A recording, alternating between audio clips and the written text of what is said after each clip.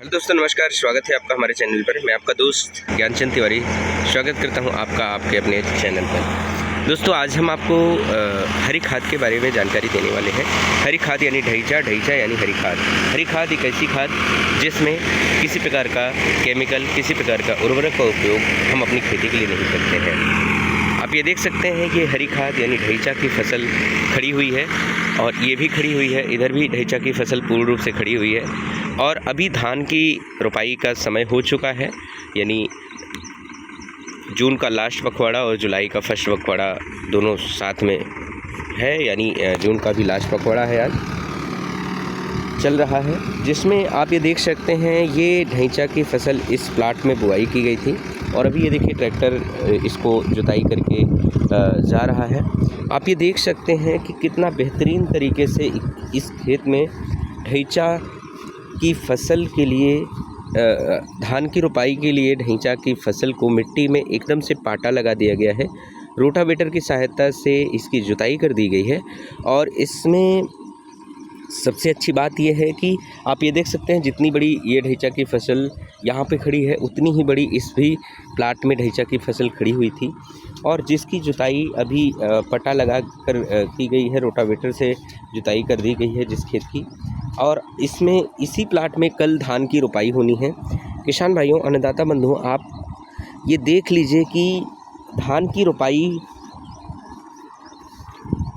कि पहले अगर आप अपने खेत में, अपने प्लाट में, अपने क्षेत्र में अगर आप ढैंचा की फसल लगाते हैं तो आपका खेत कितना अच्छे तरीके से तैयार होता है और आपको किसी प्रकार की केमिकल के डालने की आवश्यकता नहीं पड़ती है। यानी अगर आप अपने खेत में ढैंचा की फसल लगाए हुए हैं तो आपको आने वाली फसल के लिए, आने वाली फसल में आप अगर उसमें कम भी उर्वरक का प्रयोग करेंगे या उर्वरक का प्रयोग नहीं भी करेंगे तो भी आपकी फसल में उत्पादन क्षमता अच्छी होगी और उत्पादन आपकी फसल का बढ़ेगा, फसल की गुणवत्ता अच्छी होगी और स्वाद सब कुछ बेहतर आपको मिलेगा।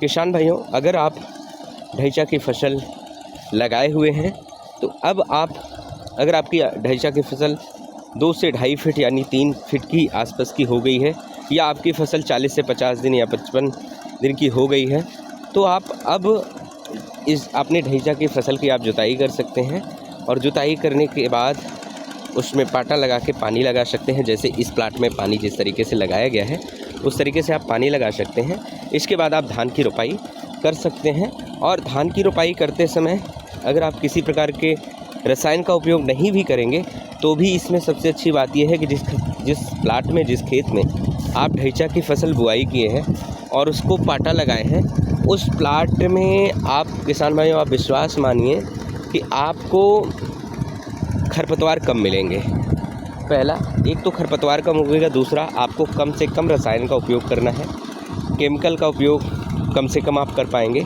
जिससे कि आपकी फसल प्राकृतिक हो पाएगी, जैविक हो पाएगी, ऑर्गेनिक हो पाएगी, जिसमें आपका और आपके अपनों का स्वास्थ्य बेहतर रहेगा।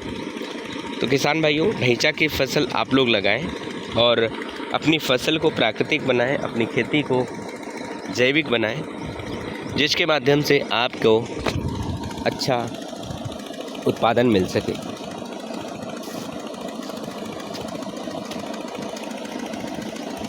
आप ये देख सकते हैं इस पूरे प्लाट में, इधर भी प्लाट में ढैंचा की ही फसल लगाई गई थी। इसकी जुताई कल शाम को हुई है और कल शाम को इसमें पाटा लगाया गया है।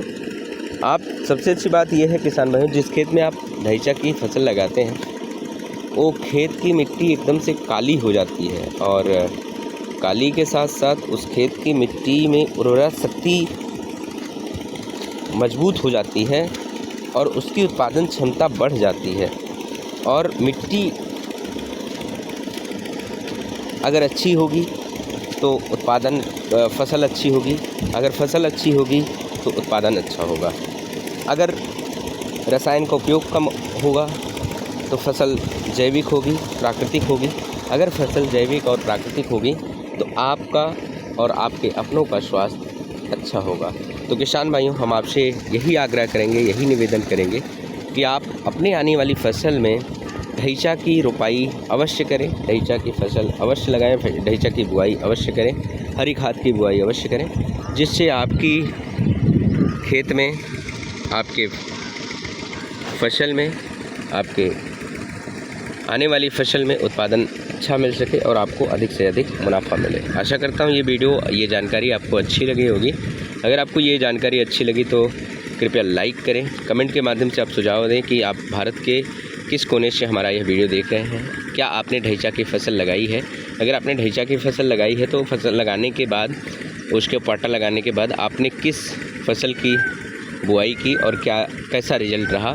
और ज़्यादा से ज़्यादा इस वीडियो को शेयर करें, जिससे कि और भी किसान भाइयों को इस फसल की जानकारी मिल सके और कुछ हमारे और भी किसान भाई जैविक खेती की तरफ आगे बढ़ सकें। बहुत बहुत धन्यवाद।